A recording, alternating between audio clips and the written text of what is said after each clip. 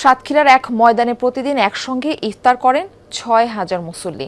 দিনভর ইফতার তৈরিতে চলে বিশাল কর্মযজ্ঞ।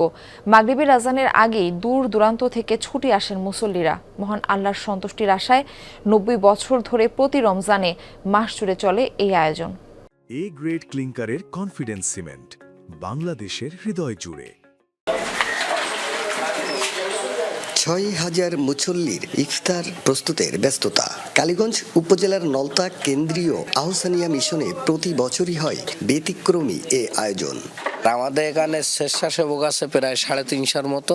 তারা পারিশ্রমিকবিহীন তারা এখানে কাজ করে, কর্ম করে সওয়াবের আশায়। একসাথে সবাই দিন শেষে ইফতারি করে সব আনন্দদায়ক মুহূর্ত কাটানোর জন্য আমরা এখানে আসি। ইফতার তৈরি শেষে স্বেচ্ছাসেবকরা ইফতার বন্টন শুরু করেন। বিশাল ময়দানে সারি সারি গ্লাস প্লেটে বন্টন হয় ৭ পদের ইফতার। থাকে সিঙ্গাড়া, সিদ্ধ ডিম, ছোলা, কলা, খেজুর সহ বিভিন্ন পুষ্টিকর খাবার। প্লেটে সব খাবার বন্টন করে আমরা লাইনে নিয়ে বসাই দিই। ১৯৩৫ সাল থেকে এই ইফতারি কার্যক্রমটা চলমান আছে। আমাদের এখানে প্রতিদিন ৬ থেকে ৭,০০০ লোকের ইফতারির আয়োজন করে থাকি। মাগরিবের আগেই দূর দূরান্ত থেকে ছুটে আসেন মুসল্লিরা। ইফতার আয়োজনে অংশ নিতে হাজার হাজার মুসল্লিতে পরিপূর্ণ হয় মাঠ।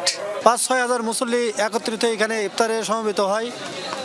তো আমিও আজকে সেই ইফতারে অংশ নেওয়ার জন্য এই সাতক্ষীরা থেকে আসছি। এখানে ইফতার করতে আসছি, এটা আমাদের সাতক্ষীরার খুবই ঐতিহাসিক একটা ব্যাপার। রমজান মাসে ৩০ দিন ব্যাপী ইফতারি দেওয়া হয়, আর আমরা সেই ইফতারির উদ্দেশ্যে আসি। সম্পূর্ণ আল্লাহ এবং আল্লাহ রসুলের যে নেয়ামত, সেই নেয়ামতটি ভোগ করার জন্য আমরা আসি। আহসানিয়া মিশনের এই ময়দানে দৈনিক ইফতার করেন ৬,০০০ মুসল্লি, যার সবটাই আয়োজন হয় দানের অর্থ দিয়ে। প্রতিদিন প্রায় ২,৬০,০০০ টাকা খরচ হয়। কেউ এককভাবে বহন করেন, আবার কোনো দিন কয়েকজন মিলিতভাবে এই অর্থ বহন করেন। বর্তমানে এখানে প্রায় ৩০০ স্বেচ্ছাসেবক কাজ করছে। সৃষ্টির সেবার মধ্য দিয়ে স্রষ্টার সন্তুষ্টি লাভের আশায় ১৯৩৫ সালে এই ইফতার মাহফিলের সূচনা করেন খান বাহাদুর আহসানুল্লাহ। ১৯৬৫ সালে তার মৃত্যুর পর এটি অব্যাহত রেখেছেন খাদেম অনুসারীরা।